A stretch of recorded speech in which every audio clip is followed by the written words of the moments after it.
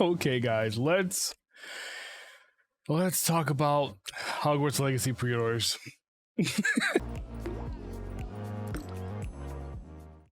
All right, today we're going to be going over a spreadsheet that I put together that talks about all the different tiers that we experienced the day of the launch. And there was a lot of information that was kept until the day of the launch, which was very hectic and it was very disappointing. Because they did it at the day of the launch, people didn't have enough time to react or figure out where they needed to or what they needed to buy. But breaking down everything and looking at it in a nice spreadsheet form or top down, we get to see where the value actually lies between all of the different collector's editions. So as of recording, it is a day after the pre-order launch. GameStop had their initial launch and that's it. From someone that I talked to at the GameStop store, they're not going to have any other collector's edition launch. That was it. The only other place right now to get the pre-order for different versions of the collector's edition, shout out to Shanna for giving me heads up on this one, is the Best Buy store. The Best Buy website is where you're going to still be able to wait for when they ever decide to drop that. Right now on the official site, they haven't even released a location for the PC version of the collector's edition. They have released the location for all the other versions, and right now as of recording it's just GameStop. So huge shout out to Shanna for that heads up. I spent the entire day yesterday refreshing page. I think I got into the GameStop or the Best Buy one once and that was it, and it kicked me out right when I was going to purchase the collector's edition, which is very disappointing. Hopefully that's not the last time I'm going to see of that, but only time will tell. I at this point don't even think I should go for the collector's edition as much as I want it. I feel like it's a combination of my fanatic love for the Harry Potter franchise, which is why I have multiple wands. Every time I head to the Harry Potter store here in New York City, I come back with everything under the sun that I love, and it's a combination of my fanatic love for the franchise as well as FOMO, fear of missing out. What you get in the collector's edition isn't even worth the $300, let alone the $600, $700, $800, $900 that's going for from the scalpers on eBay and other venues. So I just wanted to get that out there. I want to have a conversation out there. For those of you that snagged the collector's edition, how are you feeling about it? Are you going to display the book? Where are you going to display the book? Are you happy about your purchase? It's going to be a plastic book with a magnet inside that's powered, which is why you have to plug it in, and a wand that has an opposite, attracting magnet that floats over the book. Now, the concept is incredibly amazing, but I don't see it being very high quality, and I'm not sure. And then on top of that, you get a steel case cover for the game, and basically out of those two things, that's what you're getting in the collector's edition, and that's about it. The deluxe edition has all the digital stuff that you're gonna need, and I would argue that PlayStation right now has the better value over any collector's edition and standard edition on any other platform because of everything that's been announced so far. So let's go into that. Let's talk about that a little bit. So looking at the different tiers that we have standard edition, which is $60, which will just give you the game and that's it. Then we have the PlayStation standard edition, which already has a better value for the exact same price, $60 price point still. And then you have the game, you have the special side missions that's going to come with any version of the standard edition. You have the Felicis potion recipe, which is liquid luck, who knows what that's going to do. There's no real information about that yet. It could give you extra damage, the ability to do extra damage. It could be used towards crafting because we do know that there's crafting in the game. You might get a better roll on your RNG for crafting your gear or your weapons in order to get higher stats on that. Who knows what Liquid Luck could do, but we do know that it's exclusive for the PlayStation version of the game. They've already announced that there's going to be even more exclusive content for the PlayStation version of the game, which then in of itself, it's like, what other platforms should you get this game for? My personal recommendation is if you have a PlayStation 5, let's see if you're a person that has a PlayStation 5, an Xbox, and a PC, which used to be me, there's no reason not to get this game on the PlayStation from what I'm seeing right now. The PlayStation is the only place to get it. if you do not have a PlayStation 5 already, I would argue that it's not worth spending a lot of money, even if you can get your hands on a PlayStation 5. Getting a PlayStation 5 just to get this version of the game, it's at that point the cost is not worth the effort, or it's not worth what they're giving you, to be honest with you. So keep that in mind. If you have a PlayStation 5 already, congratulations, you've won out for getting the PlayStation 5 version if you're able to snag it. If you're able to snag the collector's edition of the PlayStation 5, holy cow, you're amazing. And you still, guys, have time to grab the collector's edition from the Best Buy. I just don't know when that's going to be announced. I know they're doing a rolling rollout across different distributors. Okay, quick editor's update. I went to the website and I contacted customer support to see what was going on with the pre-orders on their website, since it was kind of available if you kept refreshing and you were able to purchase the pre-order, but then it's now coming soon. So right now what they're telling me is they are contacting the manufacturer. They're working with the manufacturer to get that up on the site, and cryptically said to check tomorrow morning. I don't know what that means, but I will be camping the website tomorrow morning to see if the collector's editions do pop up on the Best Buy website. You've been warned.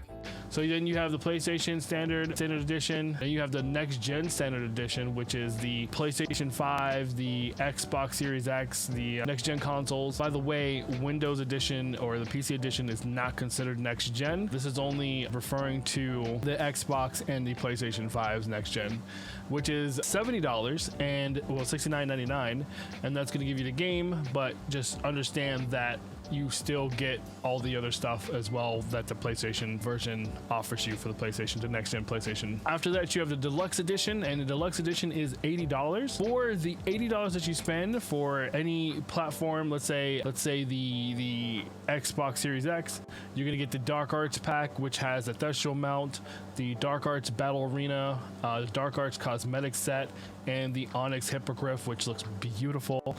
You have the Dark Arts Garrison hat, and you have the 72 hours early access. Now, we do know that there are other exclusives on other platforms like Amazon, but that is for the German market and for the French market, and we don't know if that's going to trickle over to us, or will we be able to get hold of these digital items in the game later on. We just don't know as of recording, at this time of recording. The PlayStation Deluxe Edition, I would argue, has way more value, because along with the Dark Arts pack that gives you everything I just previously mentioned, you also get the Felix Felice's potion, the exclusive side mission, which is in and of itself worth getting the PlayStation 4, the PlayStation version 4. You have more content, and then it's been announced that there's going to be even more reveals on the PlayStation side. So now we know why there was a big PlayStation reveal. Obviously, PlayStation has a deal with the company, and they are getting the most value for your buck when it comes to the PlayStation side, enticing you obviously to go towards PlayStation over all the other offerings. The collector's edition was an astounding $300, and this was only for the newer gen consoles version of the collector's edition is $300. So with the standard collector's edition, or I wouldn't say standard, I would say the collector's edition that's not PlayStation, you get the full game, you get the steel case, you get the floating wand with the bookcase is what they're calling it, which is that book that the wand floats over.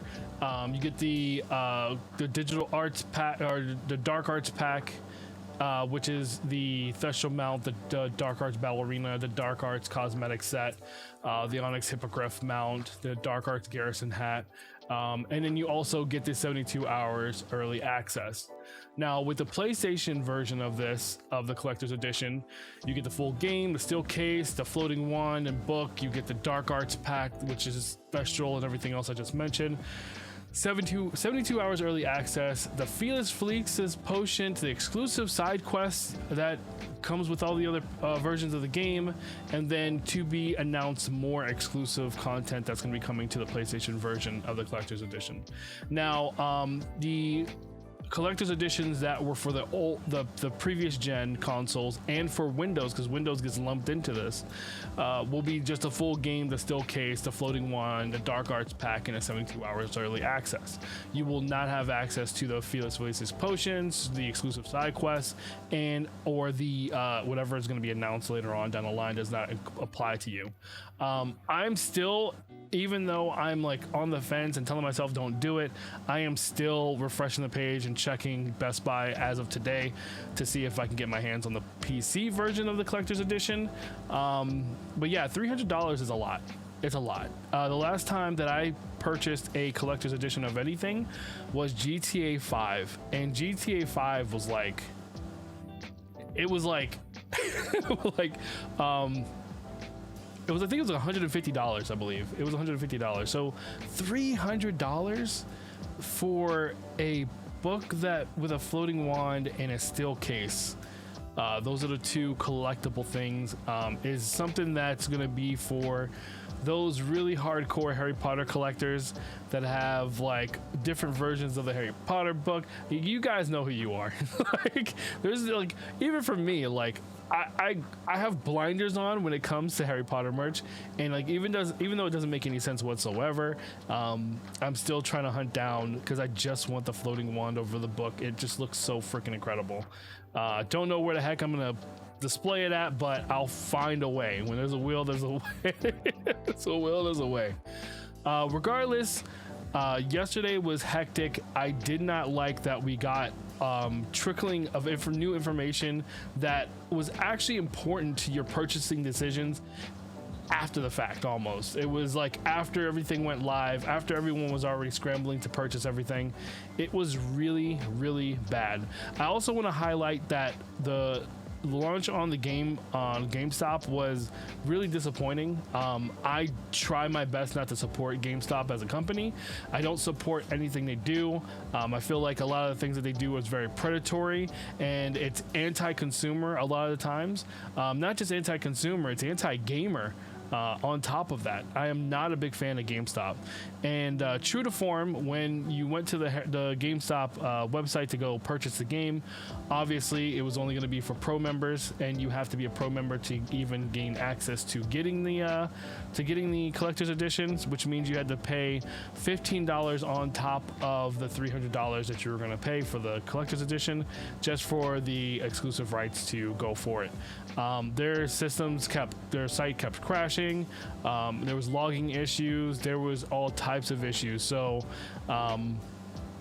I saw after the fact that there was a lot of scalpers who used bots and already have accounts and everything with bots sitting on there that were able to snag a bunch, and they're now slowly being trickled on your favorite scalper sites like eBay, etc., and they're being sold for 2 times, almost sometimes 3 times the price at the moment, and it's absolutely insane. Hopefully, and I don't know if this is going to happen.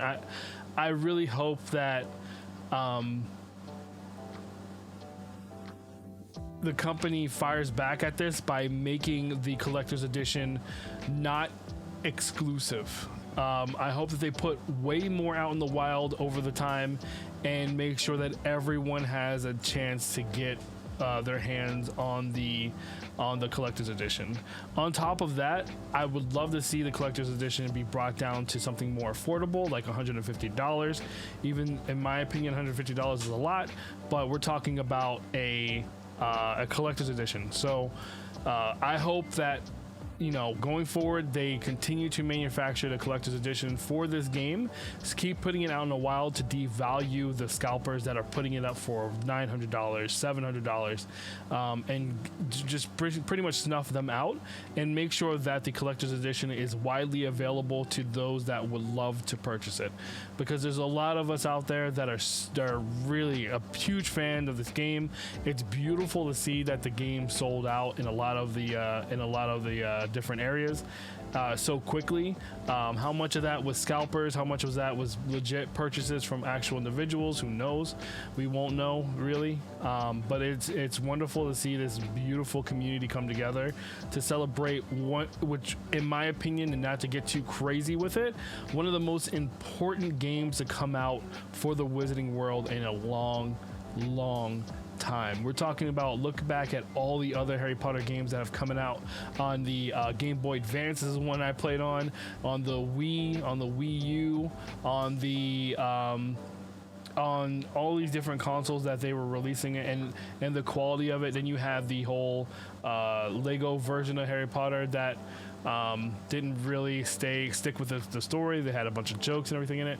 Not my favorite, but I mean, you know, you had a lot of potential exploring the universe. This is going to be the first time that we actually get to explore the entire universe around Harry Potter and Hogwarts, just Hogwarts, and one-to-one. So like, I'm looking forward to just exploring the castle itself. That's going to be a whole thing in and of itself, and I'm really excited for this game. But yeah, so yeah. All right, it is time to talk about the morality system in the game. Shout out to Chandler Wood for clarifying, also for all the work that he's been doing. He's definitely a pillar in this community, making sure that everyone had the information that they needed to make a sound decision for the pre-orders. Shout out to Expecto Go as well for doing the stream and making sure that everyone was prepared for the onslaught that was yesterday. It was insane. But yeah, I want to talk about the morality system in the game. They posted it up on their website, and everyone had a lot. Everyone wanted an explanation and to explain. So it says you can define who you are and how you choose to respond and react in many conversations. So conversation or dialogue in the game will determine, I guess, it might unlock different things down the line. We do know that the friends that you have, you can choose, and it's an option, you can choose to go into their backstory and go down their mission path and help them, you know, do what you need to do. And I'm guessing that you're going to have morality checks along that path that's going to determine what eventually happens to your friends. Not necessarily you, but what happens to your friends depending on how you choose to go about it. This also, and this is more for me guessing, this is a guess, depending on how like game design is normally done. If you go down certain paths, you could probably unlock new spells or trinkets or items or potions, or, you know, down the end of that path if you go down that path. So potentially they could hide some really neat secrets at the end, or lore building stuff at the end of these paths that you go down with your friends. You are, whether you're nice or a jerk, you can choose to learn and wield the dark arts or not, but there is not a formal tracked morality system like those found in other RPGs. And when he says this, I'm thinking about like he's probably referencing games like Fable. So it's not going to be like Fable where your choices are going to impact your character in a negative way. I don't think you're going to change appearances because of the way you decide to go down. I'm pretty sure they're leaving the game really open, and you can pretty much do whatever you want, study whatever you want.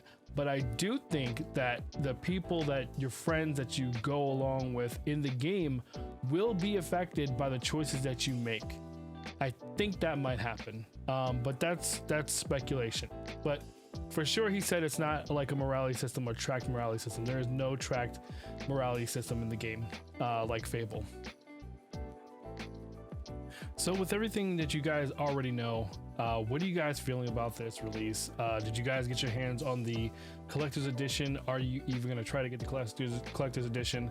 The PlayStation Deluxe Edition is literally the most value for your buck at $80 price point.